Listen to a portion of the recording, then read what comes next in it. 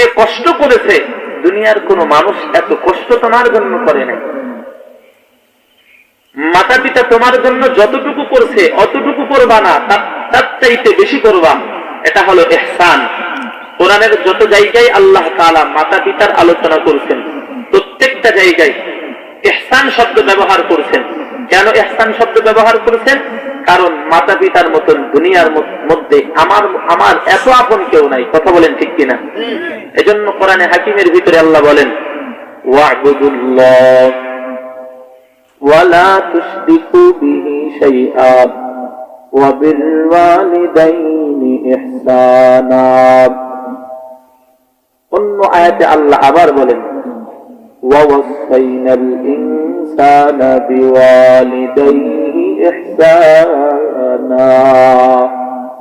অন্য আয়াতে আল্লাহ আবার বলেন, ওয়াকাদা রাব্বুক আল্লা তা'বুদু ইল্লা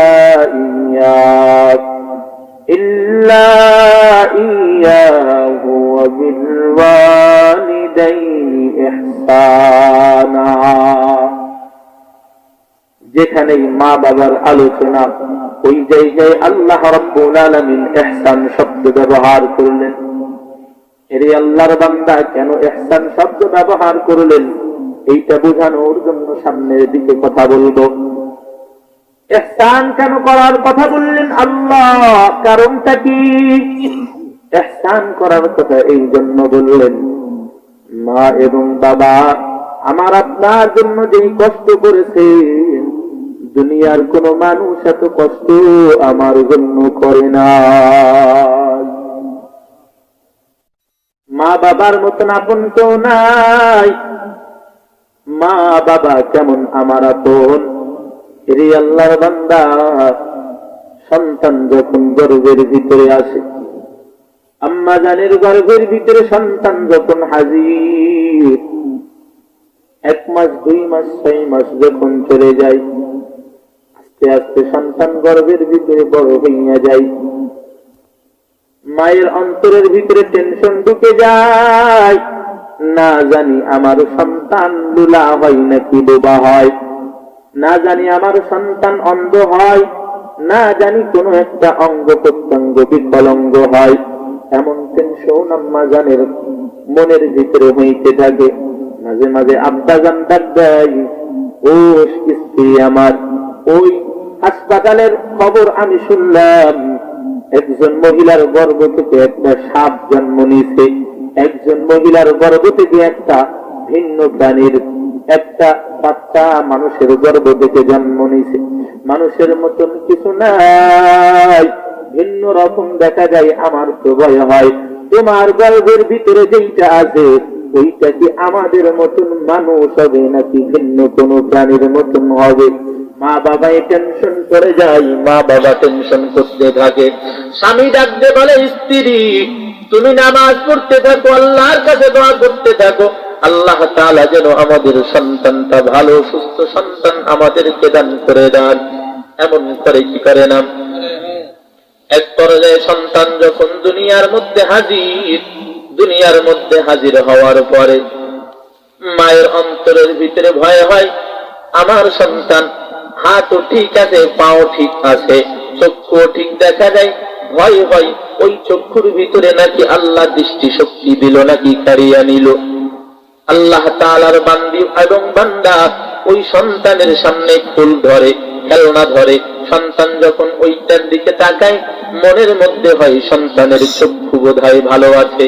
এক পর্যায়ে এমন হয়, আস্তে আস্তে এমন হইয়া যায়, চোখের দৃষ্টি যেহেতু ভালো, এখন কি হয় মনের ভিতরে ভয় হয়, আল্লাহ যে 2টা পাও দান করেছেন, এই পাও দ্বারা হাঁটতে পারবে কিনা জানাও নাই, এই পা দিয়ে হাঁটতে পারবে কিনা আল্লাহ তাআলা ভালো জানেন। আল্লাহর কাছে দোয়া করতে থাকেন, ও আল্লাহ সন্তানের পা যেন ভালো হয়, দুনিয়ার ভিতরে হাঁটা চলা করতে পারে, এমন ভাবে আল্লাহ তাআলার কাছে দোয়া করতে থাকে। আস্তে আস্তে যখন হাঁটা শুরু করে দেয়, আম্মু দূর থেকে ডাক দেয়, আব্বু আসো, কোলের ভিতরে আসো। আবার সন্তান হাঁটতে হাঁটতে মায়ের কাছে যায়, মা আবার দূরে সরে যায়, বাবা আবার ডাক দেয়, আয়। সন্তানকে ডাক দেয়, আয় বাবা, কোলের ভিতরে আয়। আবার বাবার দিকে সন্তান হাঁটে, আবার বাবা দূরে দূরে চলে যায়। সন্তান পড়িয়া যায়, আবার দাঁড় করায়া দেয়। এক পর্যায়ে সন্তান হাঁটে, আর মা বাবার অন্তরের ভিতরে বড় খুশি আর খুশি লাগে। কথা বলেন ঠিক কিনা? সন্তান হাঁটতেছে, মায়ের অন্তরের ভিতরে খুশি, বাবাও খুশি। সন্তান হাঁটতেছে, বারবার সন্তানের হাঁটানোর চেষ্টা করে। এরপরে আবার ভাবে, আমার সন্তান আল্লাহ তাআলা পাও দিলেন সুন্দর, হাতও দিলেন সুন্দর, চক্ষুও দিলেন সুন্দর। এখন ভয় হয়, আমার সন্তান না জানি কথা বলতে পারবে কিনা, আব্বু বলে ডাকতে পারবে কিনা জানা নাই, আম্মু বলে ডাকবে কিনা এইটাও জানা নাই। আল্লাহর কাছে আবার দোয়া করেন, মালিক আমার সন্তান যেন দুনিয়ার ভিতরে বোবা না হয়, আমার যেন ডাকতে পারে, আব্বা বলে ডাকতে পারে, আম্মা বলে ডাকতে পারে, এই তৌফিক আপনি দান করিয়েন। এক পর্যায়ে এমন হয়, সন্তান যখন বাবারে বাবা বলে ডাক দেয়, মারে মা বলে ডাক দেয়, মায়ের কলিজা ঠান্ডা হয় কি হয় না? বাবার কলিজা ঠান্ডা হয়ে যায়, মায়ের কলিজা ঠান্ডা হয়, বাবার কলিজা ঠান্ডা হয়। সন্তানদের কথা বলানোর চেষ্টা করে, আব্বু এইটা কি বল, আব্বু এইটা কি বল, এইটা কি বল। এক একটা জিনিস সামনে ধরে আর বলে, এইটার নাম কি বলো। যখন উত্তর দেয়, উত্তর যদি ভুল হইয়া যায়, আম্মা আব্বা আবার সঠিক করে দেয়। কথা বলেন ঠিক কিনা?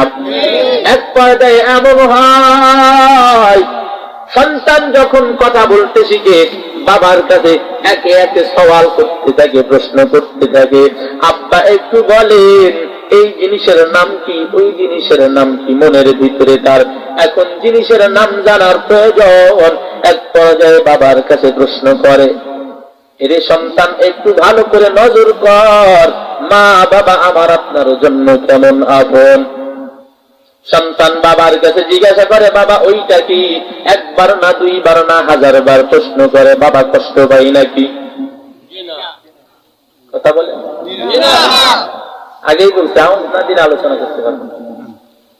বাবা কষ্ট পাই? বাবা কষ্ট পায় না, বাবা বরং খুশি হয়ে 12 জবাব দেয়। এক পর্যায়ে এমন হয়, সন্তান বাবার কাছে প্রশ্ন, বাবা এবার যখন সন্তান বড় হয়ে যায়, বড় অফিসার হইছে, আপনার ঢাকার ভিতরে সন্তান চাকরি করে, সিলেটের মানুষ, এই সিলেটের সন্তান ঢাকার ভিতরে বড় কোম্পানি, বড় সরকারি চাকরি করে। সন্তান বাসায় আসছে, বাবাই সন্তানদের ডাক দিয়ে বলে, আব্বু এদিকে আসো। আশরাফ আলী থানভী রাহমাতুল্লাহি আলাইহি ঘটনা বয়ান করেন, সন্তানদের যখন বাবাই ডাক দেয়, বাবাই ডাক দিয়ে ঘরের ভিতরে বারান্দায় বসাইয়া সন্তানদের ডাক দেয়, আর বলে, বাবা বলো ওই গাছটা দেখতে পাও? বলে, হ্যাঁ দেখতে পাই। গাছের ভিতরে কি দেখা যায়? সন্তান ডাক দিয়ে বলে, কাক দেখা যায়। কাক পাখি আপনারা চিনেন নাকি? বলে, কাক দেখা যায়। কয়টা কাক দেখা যায়? বলে, 5টা কাক দেখা যায়। বাবাই আবার প্রশ্ন করে, ও সন্তান বলো গাছের ভিতরে কি দেখা যায়? বলে, কাক দেখা যায়। কয়টা কাক দেখা যায় বল? সন্তান ডাক দিয়ে কয়ে, 5টা কাক দেখা যায়। তৃতীয়বার যখন আবার প্রশ্ন করে, ওই সময় সন্তান রাগান্বিত হইয়া বলে, আমি বারবার জবাব দিই, তুমি কি বুঝতে পারো না? স্বামী এবার ডাক দেবার, স্ত্রী আমার কোথায়? ওই ঘরের ভিতরে একটা ডায়েরি রাখা আছে, আনো। ডায়েরিটা আনার পর সন্তানের সামনে ডায়েরিটা মেলাইয়া দিলেন, এত তারিখ, এত সাল, অমুক দিন, তোমার বয়স ছোট, তুমি ছিলে একটা ছোট্ট মানুষ, এই স্থানেই আমি বাবা বসা, তুমি সন্তান আমার কোলের ভিতরে বসা। গাছটাও ওখানে ছিল, ওই দিন ওই রকম পাখিও বসা ছিল।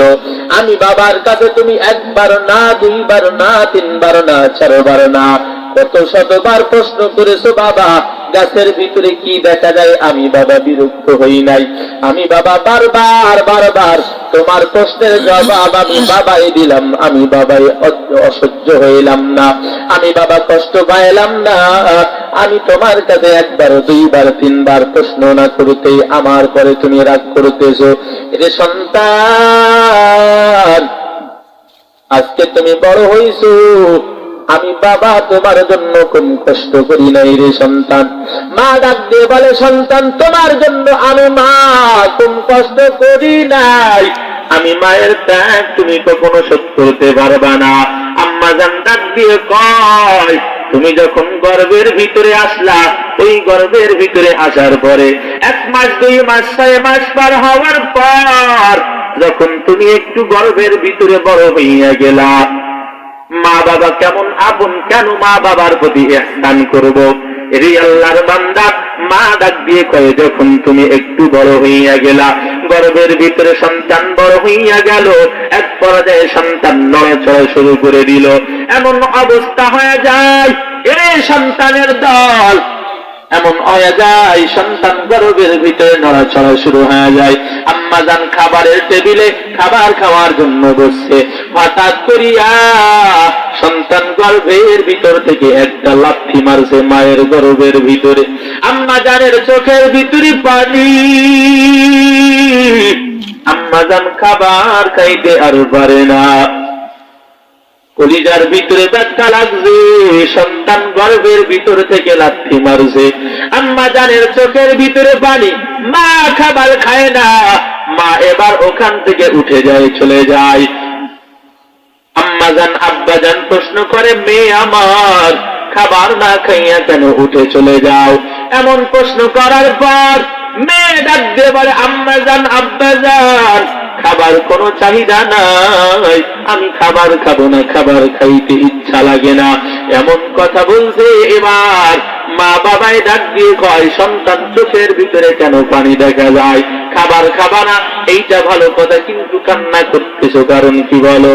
মেয়ে এবার ডাক দিয়ে কয়, মা এইটা তোমাদের জানার দরকার নাই, ও বাবা তোমার জানার প্রয়োজন নাই। এরে সন্তানের দল, তুমি কিন্তু গর্ভের ভিতর থেকে লাথি মারছো, তোমার দোষ কিন্তু আম্মাই দিতে পারতো কি পারতো না? এখানেও তোমার দোষ গোপন করলো, তোমার দোষারোপ করলো না। এরে আল্লাহর বান্দা, এক পর্যায়ে এমন হয় এই সন্তান আস্তে আস্তে আস্তে আস্তে যখন বড় হইয়া